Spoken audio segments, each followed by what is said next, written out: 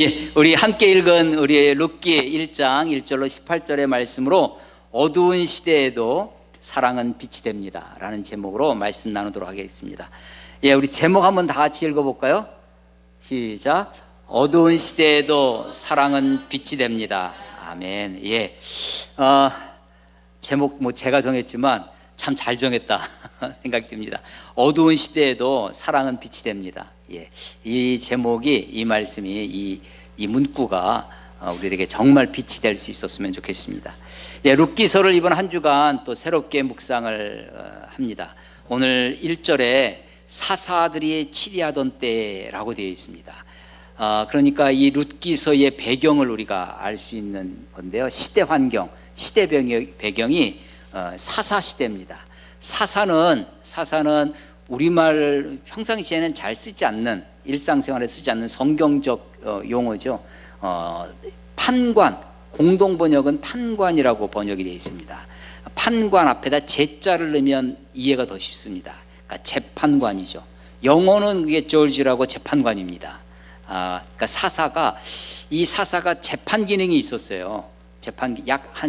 어떤 학자들은 한 400년, 사사시대가 또 어떤 학자들은 한 250년 겹치고 하는 것 때문에 뭐 정확히 말하면 꽤 상당한 기간 동안 사사시대가 이어졌습니다. 사사시대를 한마디로 요약한 것이 사사기 마지막 장, 바로 룻기 바로 앞에 있는 책이에요. 사사기 마지막 장 21장 25절에 보면 그때 이스라엘의 왕이 없으므로 사람이 각기 자기의 소견에 옳은 대로 행하였더라 라는 것으로 끝마칩니다. 그 왕 없는 시대입니다. 왕 없는 사회예요. 근데 사실은 구약의 선지자들이 구약을 우리가 한마디로 요약하면 율법과 선지자라 이렇게 표현을 하거든요. 율법의 한 기둥이고 선지자, 예언이 한 기둥입니다. 근데 이 선지자들의 이상, 선지자들이 바라봤던 꿈이 어떤 시대인가? 선지자들이 바라봤던 그 시대는 사사시대다 이렇게 얘기를 합니다. 아니, 사사는 암흑시대인데 사사시대는 굉장히 엄혹한 시대인데 오히려 선지자들이 그 시대를 꿈꿨다는 거예요. 그 시대가 뭐냐? 왕 없는 시대라는 겁니다. 그래서 사실은 하나님이 왕되는 시대, 그리고 모두가 하나님의 백성으로 살아가는 시대가 그게 선지자들의 꿈이었다는 것입니다. 그런데 현실은 어떻게 됐냐면, 현실은 하나님이 왕이 되는 것이 아니라 왕 없는 시대에 내가 왕이 되는 겁니다. 자기가 다 왕이에요. 그래서 각각 자기 소견에 옳은 대로 행합니다.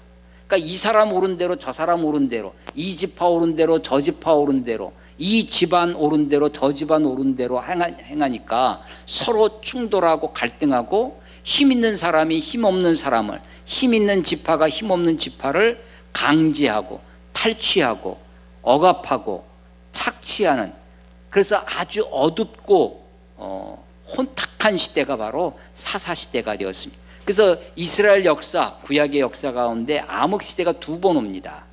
하나가 사사시대고 또 하나가 말라기 이후에 구약 성경이 끝나고 신약이 도래하기 전에 신구약 중간기가 암흑시대예요. 두 암흑시대가 있는데, 사사시대의 암흑시대는 불순종으로 말미암아 암흑시대가 오는 거고요. 신구약 중간기의 암흑기는 하나님의 말씀이 없는 시대입니다. 침묵시대예요. 그래서 말씀이 없어서 암흑시대입니다. 이 사사기의 어두운 시대 배경이, 전체적인 시대 배경이 사사시대다, 암흑시대다라는 거예요. 그런데 거기에다가 구체적으로 또 어떤 상황이 벌어졌냐면 흉년이라는 것입니다. 그래서 사사시대에 흉년이 들었어요. 이 사사시대 다음에, 사사기 다음에 룻기, 그리고 룻기 다음에 사무엘 상하가 이어지는데, 사무엘 상하는 왕정시대를 여는 이야기입니다. 그 왕정시대, 왕을 세우는 거예요. 왕을 세우는 킹메이커가 누구냐면 사무엘입니다. 사울 왕도 세우고 다윗 왕도 세웠던 사람이 사무엘이에요. 그래서 사사시대와 왕정시대, 사사시대 긴 사사시대 있어요. 또 긴 왕정시대가 있습니다. 거기 아주 짧은 책 룻기가 있는데, 룻기는 두 시대를 이어주는, 어쩌면 두 시대 가운데 국가적인 이야기죠. 아주 큰 사회적인 이야기가 전개됩니다. 사사기도 그렇고 사무엘 상하도 그렇고. 근데 그 사이에 이 룻기는 지극히 개인적인 이야기입니다. 그리고 아주 가정적인 그런 이야기예요. 분량도 작지만 이야기의 스케일도 그렇습니다. 그런데 그 이야기가 어두운 이 사사시대의 별과 같이 빛납니다. 이 어두운 사사시대에 희망을 갖게 해주는, 왕정시대로 나아가는 소망을 갖게 해주는 책이 바로 룻기다라고 하는 것입니다. 흉년이 들었습니다. 유다 땅에, 유다 지파에, 가나안의 이스라엘 백성들이 여호수아의 인도를 받아 가나안에 들어온 다음에 지파별로 땅을 분배받습니다. 그 땅은 각자의 집안, 가정대로 그 집안을 분배받았어요. 땅을. 그래서 그 땅을 뭐라고 하냐면 기업이라고 했습니다. 그 기업은 가정에서 계속해서 대대로 물려받게 되어 있었습니다. 그런데 어떤 가정에 문제가 생깁니다. 어려운 일이 벌어져서, 혹은 자기가 개인적으로 어려운 일을 당한다든지, 혹은 잘못해서 실수를 한다든지, 혹은 게으르다든지 해서 그 땅을 팔 수도 있었습니다. 또 심지어는 땅만 파는 것이 아니라 자기 몸도 팔 수 있었어요. 노예로 몸도 팔 수 있었는데, 그것을 되물리는 제도가 있습니다. 되물러주는, 아주 자연적으로 되물려주는 것은 하나님의 법 중에 희년법이라는 것이 있어요. 50년에 한 번씩 희년법이 있었는데, 희년이 되면 자동으로 돌아옵니다. 회복이 돼요. 그런데 그 50년을 기다릴 수가 없잖아요. 그러면 내가 다시 돈을 모아서 그것을 돈을 물어주고 다시 사면 됩니다. 다시 내가 되살 권리가 판 사람에게 있어요. 안 판다고 할 수 없습니다. 그 땅을 산 사람이 나한테 돌려주시오, 내가 이 값을 치를 테니까 물러주시오, 이게 물으는 것이 있었어요. 그런데 판 사람이 자기가 능력이 없으면 형제들이 그걸 대신 물어줄 수 있었습니다. 그래서 그걸 뭐라고 하냐면 기업 물을 자. 그래서 이 룻기의 배경은, 룻기에는 이런 구약의 전통이 흐르는데, 하나가 기업 물을 자라는 것입니다. 그걸 다른 말로 하면, 히브리어로 하면 고엘이라고 합니다. 고엘 제도가 있었어요. 기업 물을 자. 땅도 물을 수가 있었고, 몸을 팔았으면 몸도 물을 수 있습니다. 그런데 이것은 신명기 25장에 보면요, 신명기 25장에 보면 특히 기업 물을 수 있는 차례가 있습니다. 우리도 부모가 죽으면 상속을 받으면 상속의 서열이 있지 않습니까? 그런 것처럼 기업을 물러서 다시 되돌려주는 그 책임이 형제들에게 있는데, 그래서 그 형제들에게 그 순서가 있었어요. 그것이 이제 이 배경이 됩니다. 또 하나는 이 룻기의 배경 중에 지금 흉년을 맞아서 지금 모압으로, 흉년을 피해서 모압으로 간 한 가정입니다. 엘리멜렉이라고 하는 사람이 자기 부인 나오미와 두 아들, 말론과 기론이라고 하는 두 아들을 데리고 모압으로 갔습니다. 그런데 이 베들레헴 땅에서, 유다 땅에서 너무 흉년 때문에 너무나 살기 어려워서 먹을 것이 없어서 갔는지, 아니면 이 사람은 1장 21절에 보면 이 나오미가 자기의 그 삶을 회고하면서 내가 풍족하여 나갔더니, 베들레헴에서 나갈 때는 풍족했다는 것입니다. 풍족하여 나갔더니 여호와께서 내게 비어 돌아오게 하셨느니라. 여기서 풍족과 비었다는 것이, 내가 식구가 많았는데 남편도 죽고 두 아들도 죽고, 그래서 식구가 풍족했는데 지금 비어서 돌아왔다, 그 말인지, 혹은 어떤 학자들은요, 이 풍족이 실제로 엘리멜렉이 이 가정은 그래도 넉넉했다, 그런데 유대인들의 이 율법의 명령 중에 하나는 부유한 자가 가난한 자들의 궁핍함을 그것을 돌보게 돼 있었습니다. 그래서 어떤 학자들은 심지어 이 엘리멜렉이 흉년에서 모압으로 간 이유가 자기가 그 부자로서의 의무를 다하기 싫어서 그래서 피해서 갔다라고 해석하는 사람도 있습니다. 여하간 이 지금 엘리멜렉이라는 사람이 자기 아내 나오미와 두 아들을 데리고 모압 땅에 갔습니다. 그 모압 땅에 갔는데 이 엘리멜렉도 죽고 두 아들도 죽습니다. 근데 이 두 아들이 죽기 전에 모압 여인들과 장가를 결혼을 시켰어요. 그래서 오르바와 루시라고 하는 두 아내를 모압 여인을 아내로 맞이하게 되는 것이죠.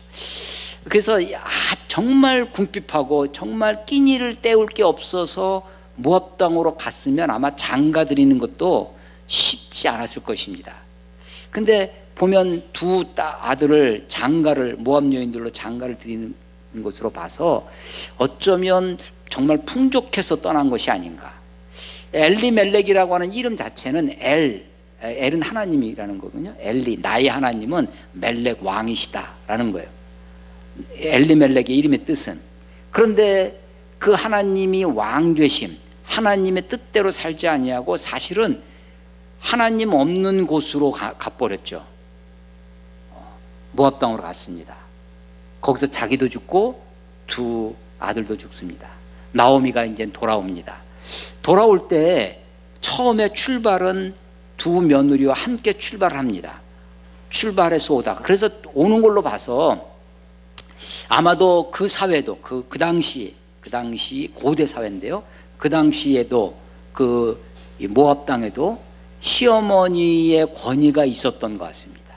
그러니까 처음에 출발은 할 때는 같이 출발합니다. 하다가 오다가 베들레헴에 다시 흉년이 끝나고 하나님이 양식 주셨다는 말을 듣고 돌아오다가 시어머니가 먼저 돌아가라고 합니다. 돌아가라고 할 때 어떻게 돌아가라고 하냐면 8절에 보면요, 너희 어머니 집으로 돌아가라. 각기 너희 어머니 집으로 돌아가라고 그래요.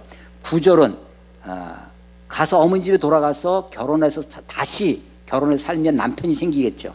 그래서 여호와께서 너희에게 허락하사 각기 남편의 집에서 위로를 받게 하시길 원하노라. 그래서 이제 과부가 된 두 며느리를 다시 너희들 고향 어머니의 집으로 돌아가라. 그리고 거기서 다시 결혼해서 남편의 집에서 위로를 받아라. 어머니의 집, 남편의 집으로 돌아가라고 하죠. 15절에 보면요, 15절 나오미가 또 이르되 보라 내 동서는 그의 백성과 그의 신들에게로 돌아가나니. 이게 모압 땅으로 다시 돌아가는 것은 어머니의 집으로 돌아가는 거예요. 거기 돌아가는 것은 거기서 새로운 가정, 새로운 남편을 얻는 겁니다. 그리고 그것은 다른 말로 하면 그 모압의 신, 모압의 종교, 모압의 문화 속으로 돌아가는 거죠. 처음에 돌아가라고 하니까 둘 다 오르바나 루시나 둘 다 거절합니다. 아니 그러지 않겠다고, 어머니를 따라가겠다고. 또 가다가 어머니가 다시 두 번째 돌아가라고 합니다. 두 번째 돌아가라고 하니까 오르바가 그럴 때 돌아가라고 할 때 이 어머니 나오미가 하는 말이 너희가 나를 따라가서 너희들에게 희망이 없다. 내 뱃속에 어머니 시어머니 내 뱃속에 아들이 있다면 그 아들이 태어나서 너희들이 다시 그 아들하고 동침해서 아이를 낳게 되면 되려니와 이게 그때까지 어떻게 기다리느냐. 아이도 없거니와 기다릴 수도 없다 라고 하면서 돌아가라고 합니다. 그러니까 오르바라고 하는 며느리는 돌아갔다는 거죠. 그런데 룻은 돌아가지 않습니다. 14절을 보면 14절 끝에 오르바는 입 맞추고 시어머니에게 입 맞췄다는 작별 키스를 한 거죠. 그리고 룻은 그를 붙쫓았더라. 성경의 번역 중에 우리말로 번역된 것 중에 제가 아주 좋아하는 번역, 이건 좀 번역이 좀 아쉽다 이런 것도 있지만 이건 정말 번역이 잘 됐다 라는 단어 중에 하나입니다. 붙쫓았다. 이것은 붙잡았다는 거랑 쫓았다라는 것이랑 붙어 있는 거죠. 그래서 이 시어머니를 붙쫓아옵니다. 룻이. 그런데 이때 나오미가 돌아가라고 할 때 권유할 때의 이 배경이 바로 뭐냐면 대대 혼인법이라는 겁니다. 형이 자식이 없이 죽으면 동생이 형수에게 들어가 동침을 합니다. 형수 취수죄라고도 합니다. 형수를 내가 그래서 아이를 낳아요. 그러면 아이는 누구의 아이가 되냐면 형의 아이가 됩니다. 그래서 형의 대를 잇게끔, 그래서 이걸 계대혼인법이라고 합니다. 물론 지금 우리 사회에서는 그것은 이해할 수 없는 법이죠. 용납할 수 없는 법이지만 고대에는 두 가지 목적이 있었습니다. 하나는 한 가계가 끊겨지지 않도록 이어져 주는 역할을 했고, 또 하나는 자식이 없이 홀로 된 과부를 보호해 주는 아주 강력한 사회보장제도였습니다. 그 당시에는 사회보장제도가, 사회보장이란 말이 없었죠. 보장은, 복지는 다 가정복지예요. 가정에서 돌보지 않고 가정이 해체되고 가정이 없어지면 그것만큼 위태롭고 어려운 것이 없었습니다. 그래서 이 여인을 보호하는, 가장 약자였던 고아와 과부를 돌보는 가장 강력한 사회보장제도 중에 하나가 계대혼인법이었습니다. 그래서 이 룻기에는 이 계대혼인법이 있는데, 이 계대혼인법이 실제로 이루어진 게 누구냐면, 실제로 이루어진 것이 창세기에 38장에 보면 야곱의 아들 중에 네 번째 아들이 있어요. 유다가 있습니다. 유다가 예수님의 조상이 되죠. 유다 지파에서 예수님이 태어나니까. 근데 유다가 아들이 셋이 있었습니다. 아들이 셋 있었는데 첫째 아들이 자식이 없이 죽어요. 하나님께 악한 아들이어서 하나님이 죽이셨어요. 그랬더니 그 첫째 아들의 아내, 그러니까 유다의 며느리죠. 유다의 며느리가 다말입니다. 다말한테 둘째 아들이 형수 다말과 동침을 해서 아이를 낳아서 첫째 아들에게 이어줘야 되는데, 이 둘째 아들이 가만히 생각하니까 내가 그렇게 해봐야 내 자식이 안 되고 내 손해가 나니까 그렇게 하지 않았어요. 그래서 체외 설정을 해버립니다. 그래서 그만 하나님이 그것을 악하게 여기셔서 둘째 아들 오난도 죽이세요. 그래서 유다의 첫째 아들, 둘째 아들이 다 죽습니다. 셋째 아들은 너무 어려서 유다가 이 아이가 성장할 때까지 기다려라, 다말한테 그랬는데, 아이가 다 성장했는데도 불구하고 유다가 그 다말에게 셋째 아들을 주지 않습니다. 그러니까 다말이 변장을 하고, 어떻게 변장했냐면 창녀로 변장을 합니다. 그리고 유다와 동침을 해요. 그러니까 시아버지와 며느리 유다가 동침을 해서 아이를 낳아요. 그게 베레스와 세람, 쌍둥이를 낳습니다. 그런데 그러니까 유다와 다말 이야기는 그 배경이 계대혼인법의 배경이 있는 거예요. 그 유다와 다말에서 베레스가 태어납니다. 여러분, 이 룻기예요. 룻기 4장에 보면 4장 12절에 여호와께서 이 젊은 여자 룻으로 말미암아 내게 보아스 너에게 상속자를 주사 내 집이 다말이 유다에게 낳아준 베레스의 집과 같게 하시기를 원하노라. 다말이 유다가 다말에게서 낳아준 그 베레스 집안과 같다. 그 창세기의 그 전통으로 지금 나아가 있는 거죠. 그리고 이 유다서 마지막에 룻기 마지막에 4장 18절에 보면 마지막에 이 보아스의 가게 족보가 나옵니다. 그래서 족보의 맨 끝이 다윗 이야기로 끝나요. 다윗을 낳았더라. 근데 이 족보 위로 어디서부터 시작됐냐면 저 위에 아담에서부터 아브라함에서부터 쓴 것이 족보를 기록한 게 아니라 18절에 보면요, 베레스의 계보는 이러하니라. 베레스가 누구라고요? 다말 때문에 낳은 아들, 유다가 자기 며느리 다말에게서부터 낳은 아들 베레스입니다. 이 베레스의 계보는 이러하니라. 베레스는 헤스론을 낳고, 헤스론은 람을 낳고, 람은 아비나담을 낳고, 아비나담은 나손을 낳고, 나손은 살몬을 낳았고, 살몬은 보아스를 낳았고, 보아스가 등장하죠. 이 살몬이 누구냐면, 살몬이요, 보아스의 아버지, 살몬의 아내를 우리 다 압니다. 살몬은 잘 못 처음 들으신 그 살몬의 아내는 여러분들 다 알아요. 누구냐면 여리고성의 기생 라합입니다. 라합이 살몬과 결혼해서 베레스가 태어나요. 보아스가 태어납니다. 그러니까 보아스의 어머니가 누구예요? 라합입니다. 라합은 어떤 사람이에요? 직업이 기생이었어요.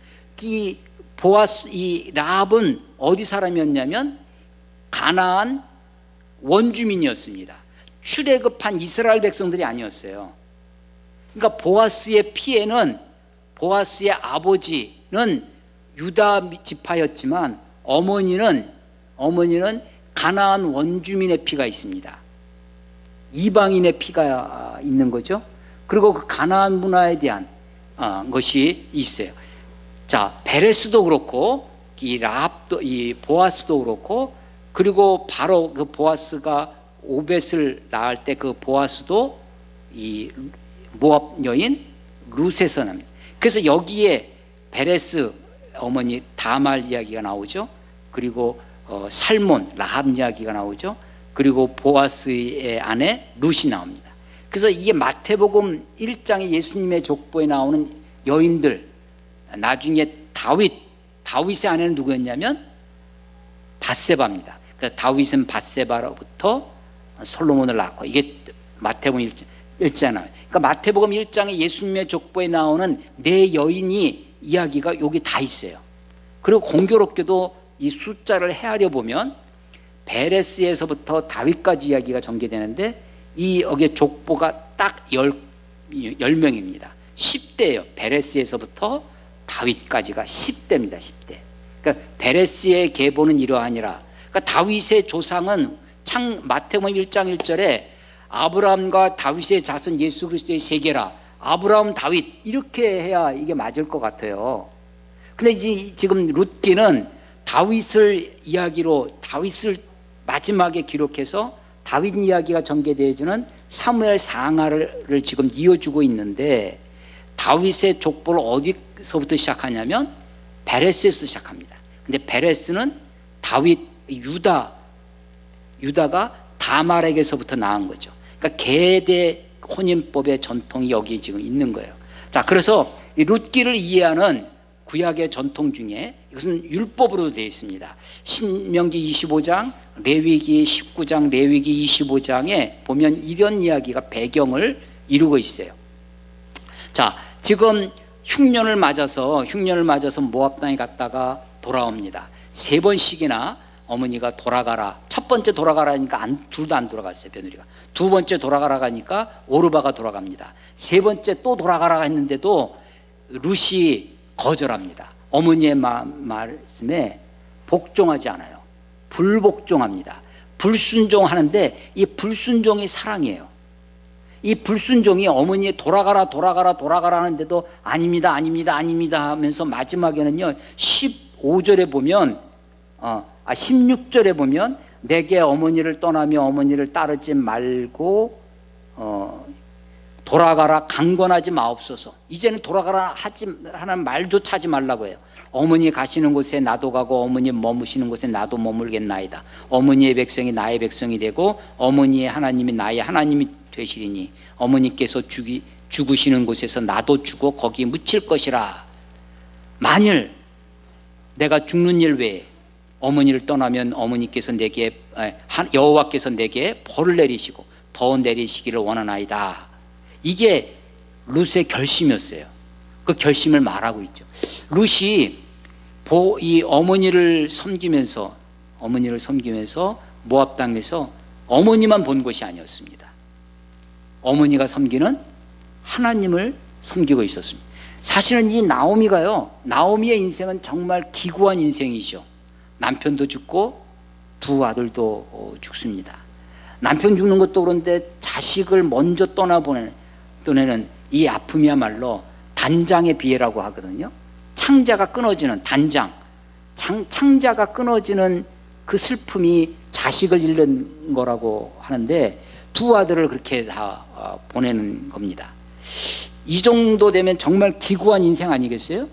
근데 이런 처지라면 이 나오미가 입에 달고 다니는 말은 어떤 말일까요? 내가 지금 나오미다.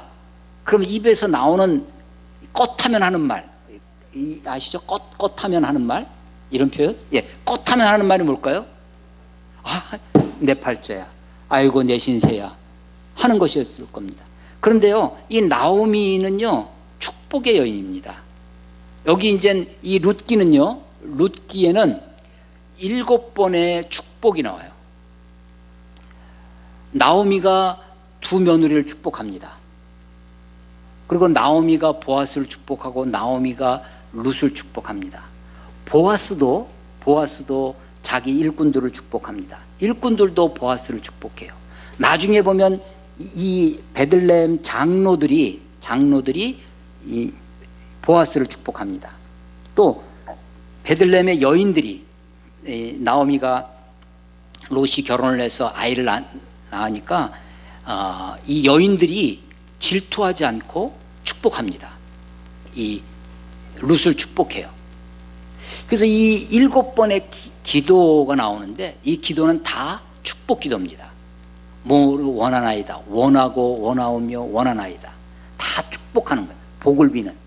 그래서 사실은 이 기구한 인생 가운데 원망과 불평과 신세 한탄과 팔자 타령으로 그렇게 점철되기 쉬운 여인이었을 텐데, 이 나오미를 비롯해서 룻은요, 그것이 축복으로, 감사로 그렇게 되어집니다. 룻이 어머니를 따르겠다고 그렇게 결심을 합니다. 그 결심이 어떻게 실행되어지냐면, 물론 그 결심을 고백했죠, 말로. 근데 우리가 말뿐인 사람이 굉장히 많잖아요. 그런데 이 룻은 그 자기가 말한 대로 실행합니다. 그 실행하는 내용이 2장부터 나옵니다. 실행은 어떻게 하냐면 이삭 줍기로 실행합니다. 어머니를, 그러니까 내가 어머니 가시는 곳에 나도 가고, 어머님이 머무는 곳에 머물러서 어머님이 가지고 있는 그 유복함을 내가 누리고 하려는 것이 아닙니다. 이미 비난해졌어요. 이미 기구해졌습니다. 그런데 그가 그렇게 따르겠다고 하는 것은 어머니를 섬기겠다고 하는 거였는데, 그 섬김이 어떻게 나타나냐면 이삭 줍기로 나타납니다. 이삭 줍는 것은, 이것도 레위기 19장에 있는 명령인데, 너희가 밭을 추수를 하면 곡식을 벨 때 모퉁이까지 다 베지 마라. 또 곡식을 베다 떨어지는 이삭은 줍지 말아라. 그것은 고아와 과부와 나그네들을 위한 것이다 라고 하는 명령이 있습니다. 그래서 그 명령은 누구에게 주신 명령이에요? 이삭을 줍는 자들에게 명령이에요? 추수하는 자들에게 주신 명령이에요? 추수하는 자들에게, 가진 자에게. 그래서 이 율법을 보면요, 그 명령이 다 주로 가진 자, 어떤 위치에 있는 사람에게 주신 명령입니다. 그래서 추수하지 할 때, 그런데 이제 그 이삭을 줍는데도 원래 규칙은 이랬습니다. 추수할 때, 추수를 하고 나서 다 추수한 다음에 들어가서 이삭을 줍는 거예요. 근데 룻기는 어떻게 되냐면, 룻은 추수하는데 따라가면서 줍습니다. 나중에는요, 보아스가 적극적으로 도와줍니다. 추수하다가 떨어지는 이삭뿐만 아니라 일부러 곡식을 뽑아서 버리라는 거예요. 더 많이. 근데 그걸 뽑아서 주면 될 건데 주지 않고 떨어뜨려서 이 주워가는 거는요, 이삭을 줍는 거는, 이거는 이삭 줍는 자의 권리입니다. 가난한 자의 권리예요. 가난한 자가 권리가 없는 것이 아닙니다. 가난한 자가 또 권리가 있어요. 그래서 그것을 주장할 수 있게 되는 거죠. 물론 그것을 현실 세계에서는 그렇게 하기가 쉽지 않습니다. 가진 자가 눈짓만 해도 가까이 가지 못할 것입니다. 그런데 지금 이 룻기의 배경은, 여기에 나오는 사람들이 다 선해요. 시어머니도, 며느리도, 보아스도, 일하는 일꾼들도, 마을에 베들레헴 성읍에 있는 장로들도, 이런 사람들이 다 악인이 없어요. 관계가 다 좋습니다. 시어머니와 며느리의 관계도 좋고, 고용주와 피고용주의 관계도 좋고, 장로들과 백성들의 관계도 좋고, 다 섬깁니다. 자, 어두운 시대에 사랑이 빛이 된다고 했는데, 이 사랑은 어떤 사랑이냐면요, 먼저 상대의 입장을 생각하고 배려하는 사랑입니다. 한마디로 하면 이타적인 사랑이에요. 내 것을 움켜쥐는 이기적 사랑이 아니라 남을 위한 것. 시어머니가 먼저 며느리의 입장을 생각해서 돌아가라고 합니다. 룻은 어머니를 생각해서 돌아가지 않겠다고 해요. 보아스는 룻을 생각해서 그것을 배려해서 다른 데 가지 말고 우리 밭에서 추수해라. 이삭을 주어라. 너 점심때 밥 먹을 때 우리한테 들어와서 같이 먹고 여기 물도 마시고 또 여기 떡 같이 먹고 떡을 먹을 때 그냥 먹지 말고 이 초도 찍어 먹고 이런 이야기를 해요. 그래서 다 여기 있는 사람들이 나오는 등장인물이 다 어떤 사람들이냐면 사랑의 사람들인데 어떤 사랑이냐면 베푸는 사랑입니다. 남을 이롭게 해줌으로써 궁극적으로 내가 이로운 거예요. 저는 이것을 이타적 이기주의라고 합니다. 세상 사람들은 어리석은 이기주의자예요. 어리석은 이기주의자는 이기적 이기주의예요. 내 배에 내가 밥을 먹음으로써 내 배를 채움으로써 나를 이롭게 하려는 거예요. 그런데 이타적 이기주의는 남의 배를 채워주고 남을 위해 사는데 그것이 궁극적으로 나에게 이익이 되는 거예요. 이 이기적 이기주의와 이타적 이기주의에 아주 좋은 예화가 있는데 누가 지어냈는지 참 잘 지어냈다고 생각합니다. 천국과 지옥의 식탁 이야기입니다. 천국이나 지옥이나 진수성찬이랍니다. 또 숟가락이 길다라고 그래요. 내 팔보다 긴 숟가락을 끝을 잡고 먹게 되어 있습니다. 이게 규칙이에요. 긴 숟가락의 끝을 잡고. 지옥은요, 숟가락을 떠서 이 팔보다 기니까 이 숟가락이 입에 안 들어가는 거예요. 그래서 숟가락으로 퍼서 입에다 넣으려고 하는데 하나도 못 먹고 열심히 푸는데도 하나도 못 먹고 몸이 피골이 상접해집니다. 지옥입니다. 그런데 천국은 똑같이 진수성찬의 긴 숟가락의 끝을 잡고 상대방의 입에 넣어주는 겁니다. 맛있는 음식을 골고루 잘 먹을 수 있어서 그래서 살이 찌고 건강해지는 것이 천국이라는 거죠. 그래서 이타적 이기주의는 방법이 이타예요. 그런데 궁극적으로 내가 좋아져요. 그래서 이것은 그야말로 상생입니다. 상생. 그런데 이기적 이기주의는 내 입에 음식 넣으려고 하다 보니까 나도 못 먹고 쟤도 못 먹고 서로 많이 먹으려고 경쟁하고 서로 많이 먹으려고 싸웁니다. 그래서 오히려 서로 망가져요. 그게 상극입니다. 그러니까 상생과 상극이 달라. 이타적 이기주의는 상생이고 이기적 이기주의는 상극이죠.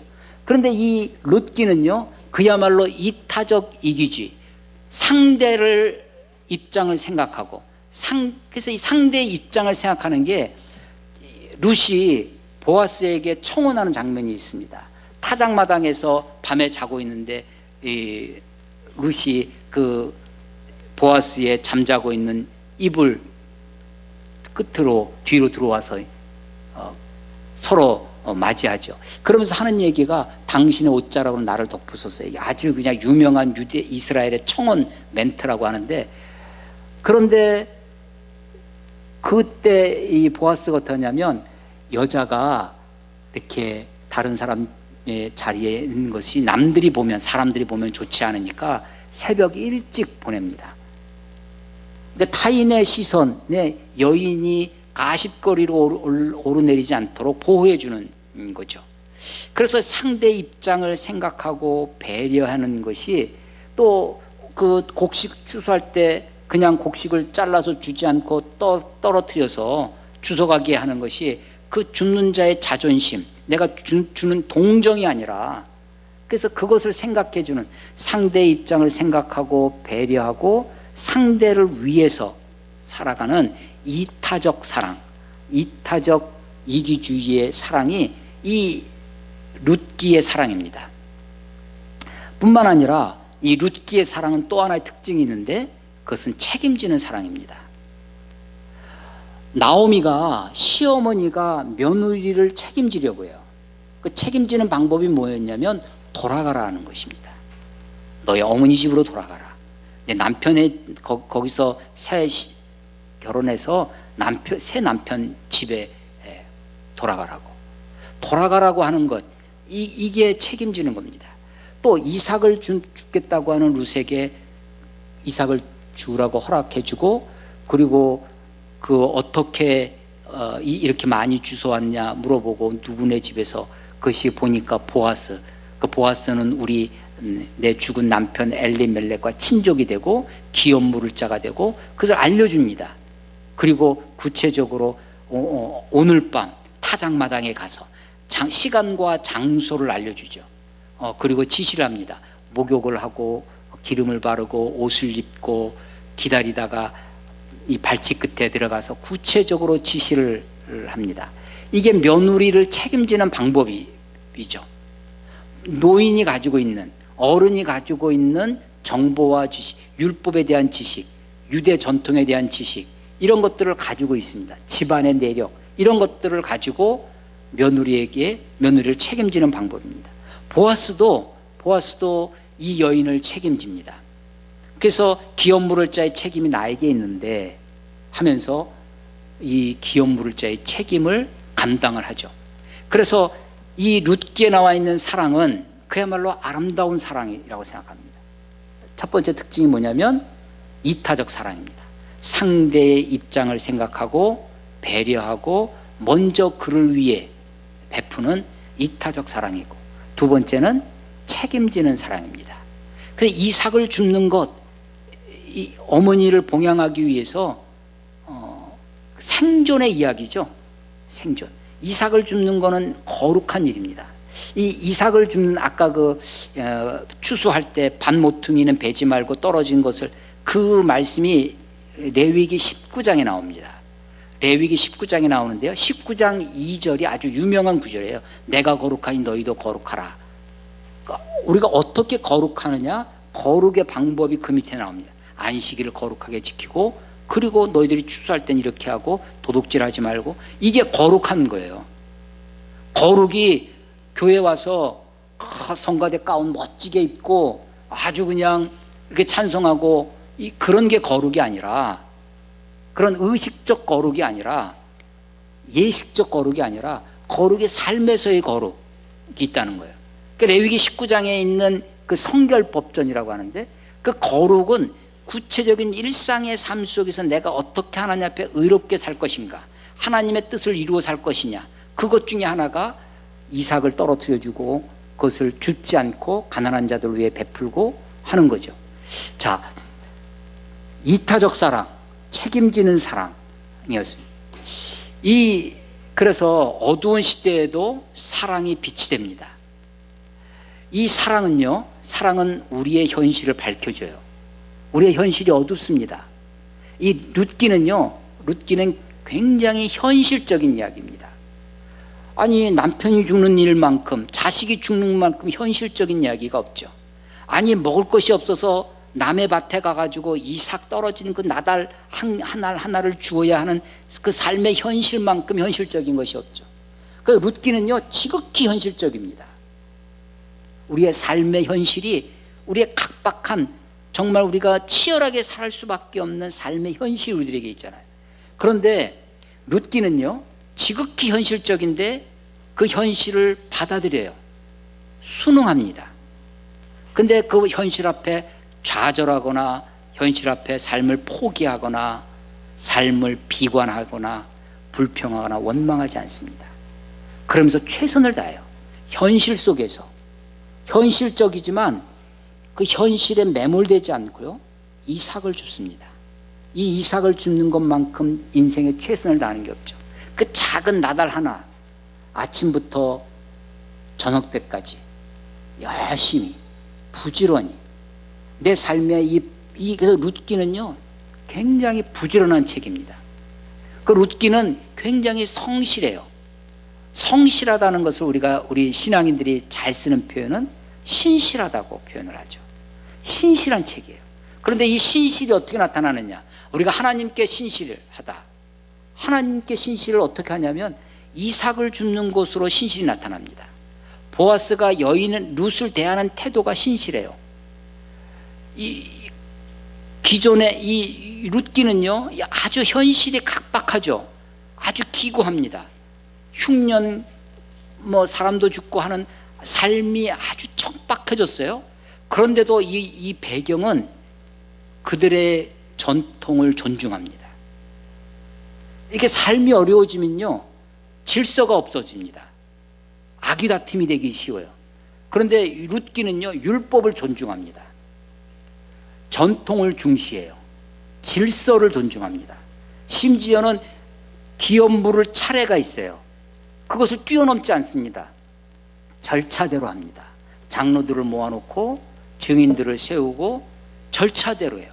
질서대로 합니다. 율법을 존중하고 전통을 중시 여기고 질서를 존중합니다. 그런 속에서 내가 최선을 다하는 거예요. 그런 속에서 내가 신실하게 하는 거예요. 신실한 게 누구한테 신실한 거냐? 사람에게 신실해요.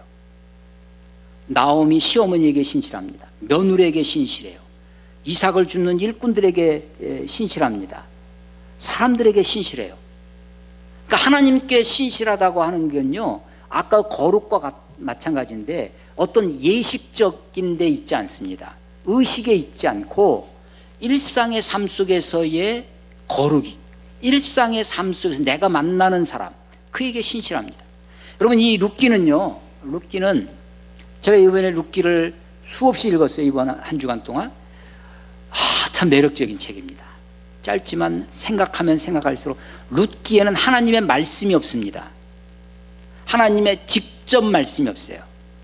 아니 하나님이 언급됩니다. 하나님께 대한 해석이 나와요. 나오미가 막 남편 죽고 자식 죽고 하면서 삶이 기구해졌잖아요. 그걸 어떻게 해석하냐면 여호와께서 나를 징벌하셨으니 전능자가 나를 괴롭게 하셨으니, 하나님이 그렇게 하셨다는 말씀은 없어요. 근데 나오미가 그것을 그렇게 해석하고 있는 겁니다. 여기에는요 하나님의 명령이 직접 명령이 없습니다. 굉장히 율법을 존중한다고 했는데 제가 이제 레위기 19장, 레위기 25장, 신명기 25장 이런 말씀과 대비해서 이렇게 보면 율법에 기초해요. 근데 율법과 딱 맞진 않습니다. 예를 들면 이런 거예요. 그 기업 물을 자가 1순위가 있었어요. 1순위보다 더 빠른 영순위도 있겠죠. 약간 제일 먼저 이 사람이 처음에는요 자기한테 기업 물을 찬스가 됐다고 해서 좋아합니다. 내가 기업 물으겠다. 근데 가만히 보니까 그러면 이 나오미와 이 과부와 이 룻과 결혼해야 된다. 또 그 집을, 그 기업을 사줘야 된다 하니까 손해가 날까 하여 나 기업 못 물으겠다 라고 발 뺍니다. 그랬더니 그것을 비난하지 않고 그러면 내가 하지요 하고 보아스가 자기 차례에 하는 거예요. 그런데 신명기 25장에 보면 신명기 25장 5절에는 그것을 남편의 형제된 의무이라고 나와요. 의무예요, 의무. 그런데 그 의무를 싫어하거나 마치 유다의 둘째 아들 오난처럼 자기 차례가 안 될 것이라고 생각해서 그것을 싫어하는 자는, 싫어하면 신명기 25장 9절에 가면 그의 신을 벗기고 그의 얼굴에 침을 뱉어. 그러니까 신을 벗는 이야기가 여기도 룻기의 신을 벗는 이야기가 나오는데 그 첫 번째 순위에 있던 사람이 나 못하겠습니다 라고 하면서 신을 벗어요. 자발적으로 벗어요. 그리고 그걸 받아줍니다.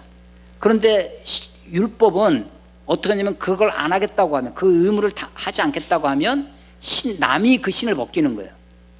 그 권리를 빼앗는 거죠. 그리고 아주 모욕적인 행위를 합니다. 그 사람의 얼굴에 침을 뱉으라는 거예요. 근데 룻기는 그렇지 않습니다. 룻기는 그래서 율법대로 합니다. 아까 이삭을 줍는데도 원래는 율법은 어떻게 하는 거냐면 추수를 다 하고 나면, 추수하는 것도 추수하는 사람의 권리잖아요.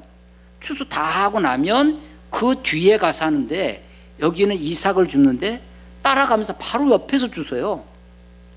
그러니까 사실은 율법을 살짝 가난한 자의 권리가 있지만 오버하는 거죠.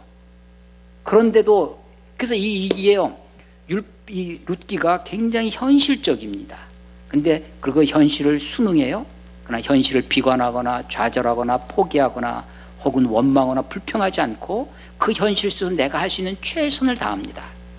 율법의 말씀들을 존중해. 아마도 이 시기에는 우리처럼, 저는 한 주일 동안 레위기와 신명기를 막 비교해 가면서 읽었거든요. 그런데 이때 당시에는 그렇게 비교하지 못했을 거예요. 전에 들은 이야기로 그 말씀을 붙들고 말씀 속에서 살아가려고 했을 것입니다. 하나님의 말씀이 직접 말씀이 없다고 그랬어요. 그들이 생각하는 하나님, 그들이 해석한 하나님이 있습니다. 하나님이 어떻게 하셨다? 아무것도 없습니다. 그냥 괴로움을 참고 견디고 고국으로 돌아옵니다. 고국으로 돌아와서 이삭을 주어요. 보니까 친절을 베푸는 사람이 있어요. 가만히 보니까 우리랑 먼 친척이야. 그러니까 너 밤중에 가가지고 그 이불 속에 들어가 있어라 라고 하고, 우리 표현에 눈이 맞아서 결혼을 하고 자식을 낳고 살아가는 지극히 인간적인 이야기인 것 같아요.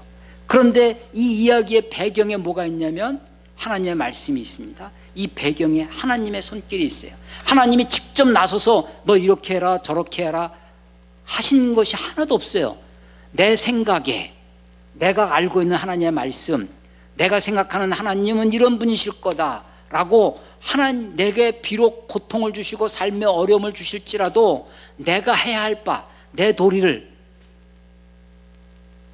시어머니로서의 도리, 며느리로서의 도리, 남편으로서의 도리, 내가 가진 자로서의 도리, 그 도리를 다 하는 거예요. 최선을 다해서 한 영혼에게 집중합니다. 한 이삭 하나에 집중해요. 크고 원대한 이야기가 아닙니다. 작은 이삭 줍는 이야기입니다. 아니 시집가고 장가가는 그런 이야기예요. 그런데 이 이야기 속에 사사 시대 때, 사사로 이야기부터 다윗으로 끝나서 사사 시대와 사무엘 상하를 이어주는 책이 되고, 그 시대만 이어준 것이 아니라 우리에게 귀한 그리스도가 이 땅에 오시는 다윗의 가계를, 우리들의 메시아의 계보를 보여줍니다. 마지막에 계보가 베레스의 계보는 이러하니라 해서 다윗으로 끝나는 것이 10명의 계보를, 족보를 기록했다고 그랬어요. 10이라고 하는 숫자는 히브리인들에게 있어서는 꽉 찼다라는 것입니다. 충만하다, 이것이면 충분하다라는 것입니다. 아브라함부터 이야기를 하지 않았어도 충분한 이야기입니다.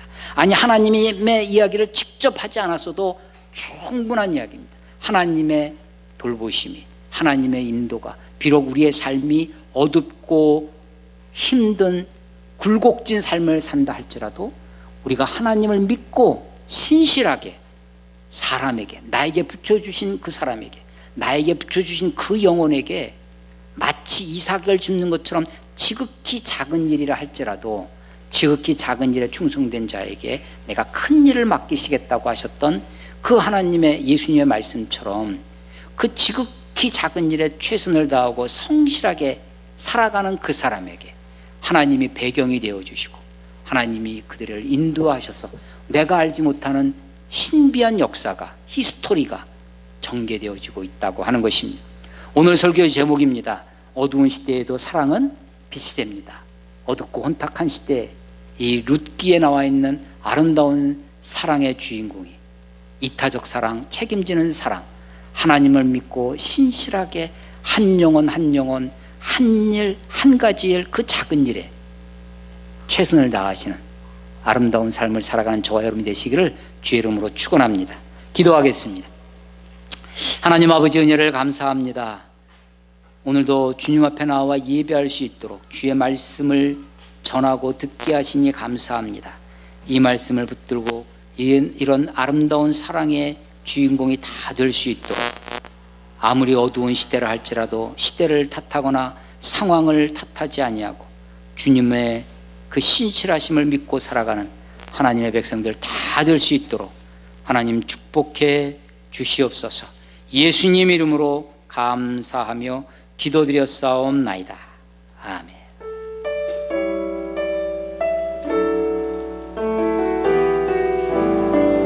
주님 말씀하시면